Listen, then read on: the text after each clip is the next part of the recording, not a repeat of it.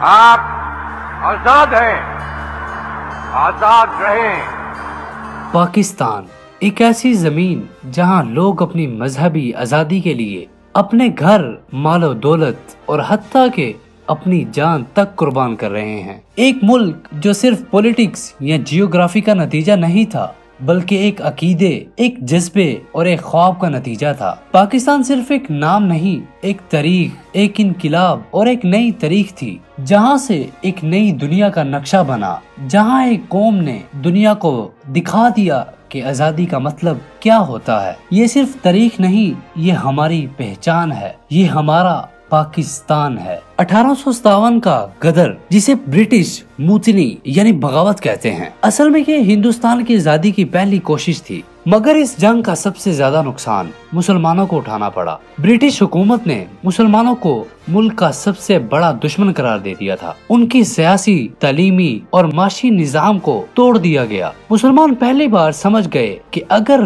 जिंदा रहना है तो नए तरीके से सोचना पड़ेगा। उस वक्त हिंदू लोग ब्रिटिश से मेल जोल बना रहे थे, जबकि मुसलमान उनके शिकार बन रहे थे। इन सब का नतीजा ये निकला कि मुसलमान सोसाइटी हर फील्ड में पीछे रह गई। उनका स्टेटस इतना ऊंचा हो गया था कि उन्होंने मुसलमानों को गुलाम बना दिया। ब्रिटिश ने मदारिस और इंस्टीट्यूट्स बंद कर दिए। इन्हीं हालात ने एक नई लीडरशिप को जन्म दिया।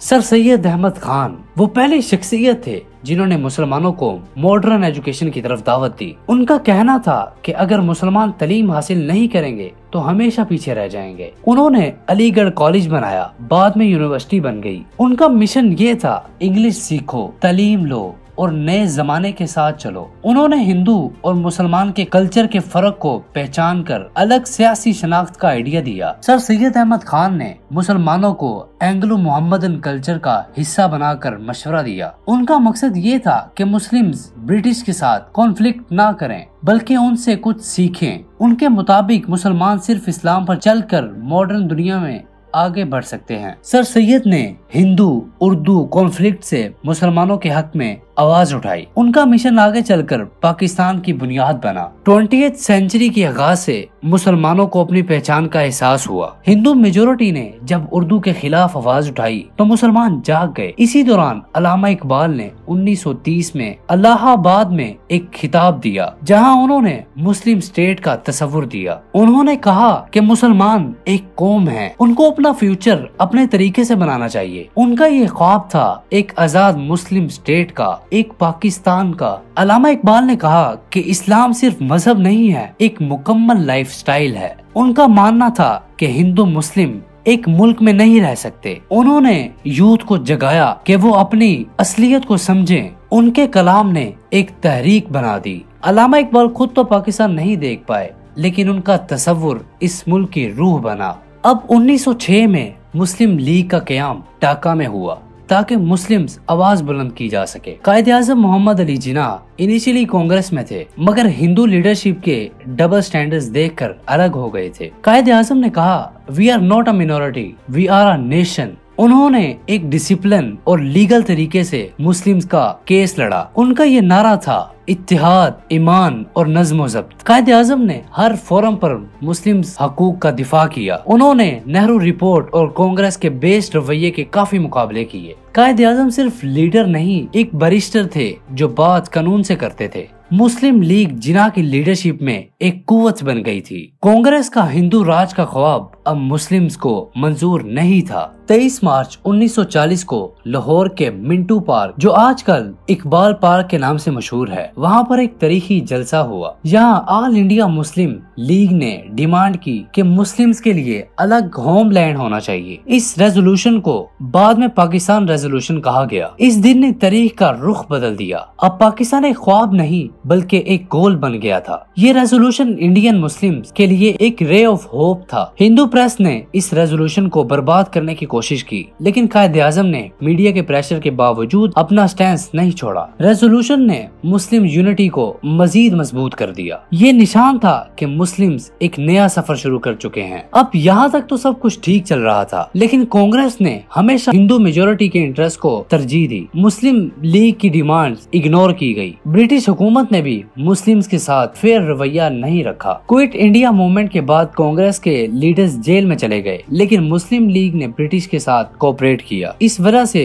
मुस्लिम लीग को पहचान मिली। ब्रिटिश ने डिवाइड रूल का फॉर्मूला यूज किया। उनके नजदीक कांग्रेस एक नुमाइंदा थी, मुस्लिम्स नहीं। मुस्लिम लीग ने दिखाया कि वो रिस्पॉन्सिबल पॉलिटिकल पार्टी हैं। ये स्टेज था फाइनल डिसीजन का। 1947 में लॉर्ड माउंटबेटन को इंडिया का आखिरी वाइसरॉय बनाकर भेजा गया। उसका मिशन था पावर ट्रांसफर करना। उन्होंने कांग्रेस और मुस्लिम लीग से मशवरा किया। कायदे आज़म ने पाकिस्तान के अलावा कोई रास्ता मंजूर नहीं किया। माउंटबेटन ने 3 जून 1947 को प्लान दिया, जो बाद में पार्टीशन प्लान बना। माउंटबेटन कांग्रेस से ज्यादा क्लोज था, मगर कायदे आज़म से नहीं। वो चाहता था कि पाकिस्तान ना बने, लेकिन कायदे आज़म ने दबाव नहीं लिया। अब फाइनल प्लान में पंजाब और बंगाल को डिवाइड किया गया। मुसलमानों ने इस प्लान को बड़ी हिचकिचाते हुए मंजूर किया। ये डिसीजन आसान नहीं था, बहुत कुर्बानियों के साथ ये हासिल किया गया। अब इस नक्शे की बाउंड्री बनाने के लिए सिरल रैडक्लिफ को बुलाया गया। वो इंडिया कभी नहीं आया था। उसे सिर्फ मैप्स और पॉपुलेशन डाटा दिया गया। सिर्फ 5 हफ्तों में उसने लाइन खींच दी। ये लाइन पंजाब और बंगाल को डिवाइड करती थी। इसी नक्शे ने इंडिया और पाकिस्तान के दरमियान सरहद का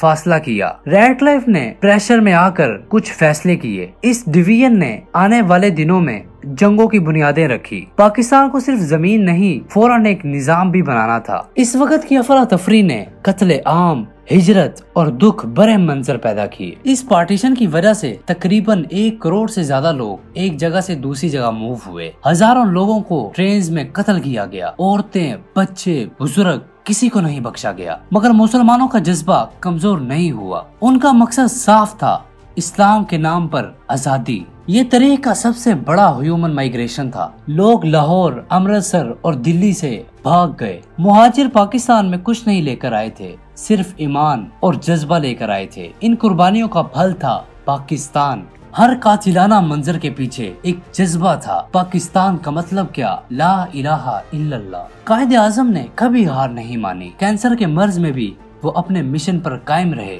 उनका विजन था एक प्रोग्रेसिव, डेमोक्रेटिक और इस्लामिक पाकिस्तान। और अब 14 अगस्त 1947 को पाकिस्तान दुनिया के नक्शे पर आ गया। कायदे आज़म ने कहा, अब आप आसानी के साथ अपनी मस्जिदों, अपने घरों और अपने चर्चों में जा सकते हो। कायदे आज़म ने मिनॉरिटीज के लिए अमन का पैगाम दिया। उनका पाकिस्तान एक इंक्लूसिव स्टेट का तस्वुर था। आज भी उनका विजन हमें रास्ता दिखाता है। उनकी कुर्बानियों और लीडरशिप बिना किसी लालच के थी। पाकिस्तान बन गया, अब इसे संभालना हम सबका फर्ज है। पाकिस्तान बहुत कुर्बानियों से बना है। इसकी कदर करना हमारी जिम्मेदारी है कि सिर्फ एक मुल्क नहीं, एक अमानत है। आज भी अगर हम इकबाल का ख्वाब और कायदे आज़म का विजन याद रखें तो हर मुश्किल आसान हो सकती है। पाकिस्तान जिंदाबाद सिर्फ एक नारा नहीं, एक एहसास है। अगर आपको वीडियो अच्छी लगी तो लाइक, कमेंट और शेयर जरूर करें। और याद रखें, तारीख सिर्फ पढ़ने के लिए नहीं, सीखने के लिए होती है। तो जाने से पहले चैनल को सब्सक्राइब जरूर कीजिएगा।